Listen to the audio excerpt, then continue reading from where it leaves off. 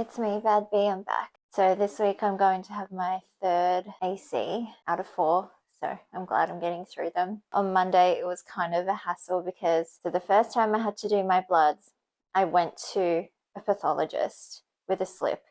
And then the second time, they're like, oh, you can do at-home healthcare where they come to your house and take your blood. You're kind of waiting around all day because they'll text you with a 3-hour window and then call you half an hour before. So, I mean, it's convenient that you don't have to go anywhere, but I mean, you're stuck at home. So I assumed this would just continue on. But then the hospital called me last week and was like, oh, just want to give you your appointment times because they do them a week before.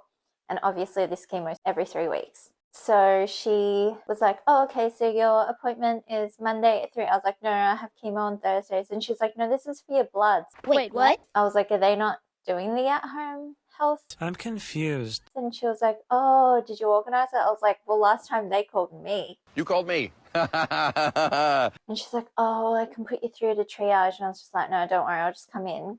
Because at least this way I know what time it is, so I can put the cream on an hour beforehand and it won't hurt. Life hacking, baby. And I'm not waiting around all day. Not that I was going to do anything. I don't do anything in chemo week. I had my second surgery appointment at 8:30 on Tuesday and then my oncology appointment at 9 on Tuesday. And I was like, sweet, I can just knock them out in the morning. They can't be delayed first thing in the morning. Psych! Little did I know, this was the second time I was supposed to be meeting with my surgeon. But because I'm in the public system, you can't choose who your surgeon is. So I met a different guy and he was young, seemed smart. But I was like, so I'm not going to have my doctor I had last time. He was like, no, because you met with her last time, most likely she'll be your doctor. I was like, okay, sweet. Well, you're good anyway, so I'm not too worried. My cancer's triple positive and I just don't want to do this again. Like, it sucks. So I was always kind of thinking, look, I'll get a mastectomy, even though it's just in the one side, and then I'll get implants because then I don't have to get mammograms and I don't have to worry about it. But last time she was like, you know, it doesn't mean you won't get cancer again. And I was just like, how am I going to get breast cancer again if I have no breast tissue? And she's like, yeah, it happens. I'm just like, oh. Anyway, she's like, it does reduce the chance by 5%. And I won't have to get mammograms. And for me, it's a peace of mind thing. Like, I just won't be worried about it constantly. And then I was like, yeah, I can get giant boobs. Not giant, but I'm a 32C now, and I was like, yeah, 32 double D. Everyone's just like, it's going to look ridiculous because you're so little. I was talking to the doctor I saw on Tuesday, and he's like, you know, from a cancer perspective, we can get everything with a lumpectomy. I was like, okay, you know, we'll get good margins. And I was like, well, what's it going to look like? And he's like, yeah, so we'll try and make it so that the scar's like underneath so you don't really see it. There will be like a divot. And then I just burst into tears because I was like, I want to look nice. Like, the worst thing about cancer, I mean, aside from just having cancer generally and all the side effects that come with treatment, the worst thing is just how ugly it makes you and how ugly you feel. And everyone's like, oh, it's still beautiful. It's just like, no, I feel like I'm a young person. And I'm supposed to have, you know, nice hair, nice skin. I can dress as slutty as I want. Like, I'm supposed to be in my slutty, you know, whatever era. But I'm bald. I got bad skin twice from the chemo. I just feel fat. I think a lot of it is steroid bloat because I've been trying to exercise and stuff. But it's just like, I don't want to be ugly with like a deformed boob and then still worry about cancer. Like, that's shit. And he's like, no, don't worry. It's like totally your choice. It's like, if that's where you're leaning, it's like many women want to do that. And, you know, we can totally, like, book you in for a plastic consultation. And I was just like, oh, thanks.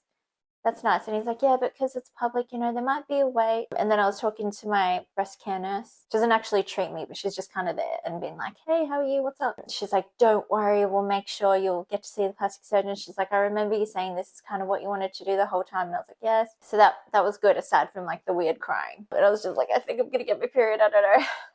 Even though I don't know, I won't get it. I don't know, we'll see. And then I met with my oncologist. I didn't see her last time. I saw a nurse, but she was just like, hey, so what's up? She did an exam. She's like, I can't even feel it. She's like, I have to actually go and check where it is. And I was like, yeah, it was kind of over here. And she's like, no tenderness or anything. And I was like, I don't know, maybe, but maybe I'm just being paranoid. But the port's good. I started running on Monday, like really slowly and stop-start, but I actually started running again. So, and she's like, yeah, you know, don't push yourself. And I was like, yeah, I feel good. But I was like, yeah, I have this weird sort of whooshing sound in my ear, and it's like I can hear my heartbeat just when I'm sitting quietly. I was like, do you lose your hearing from chemo? She's like, it's very rare. And I was like, okay. Well, also, like, I don't want to, like, get a stroke or anything. She's like, no. I'm like, okay, cool. So anyway, I'm going to get my hearing tested today. And she's like, yeah, it'll be $95.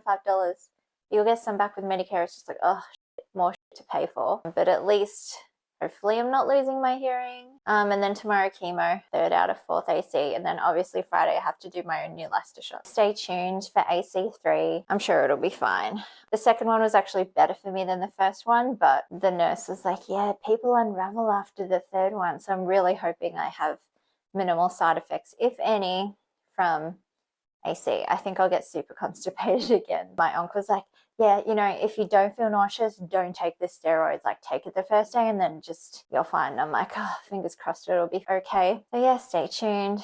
4 to 6 days later. Hey, it's me, Bad B. I'm back. I just had my third AC, took my pre-meds, put on my numbing cream for my port an hour beforehand. Then I got there at 10, left at 12:30. It was pretty good. So far, I'm just tired. Like, I feel really sleepy and my eyes just are about to close. I don't feel nauseous, but I don't know how to explain it. Like, my stomach isn't regular. But a little bit of a headache. Been trying to keep my fluids up. I noticed that the AC stayed in my body longer this time. So usually it's only red when I pee at the chemo ward. But it's still kind of red, so I guess it's hanging out. I think that's about it. I'll have to do my filgrastim or whatever, the Neulasta shot tomorrow night. Hopefully that's totally fine. I didn't go for a walk today because it was raining, but hopefully I can go for one tomorrow. Anyway, stay tuned. Be my sleepy.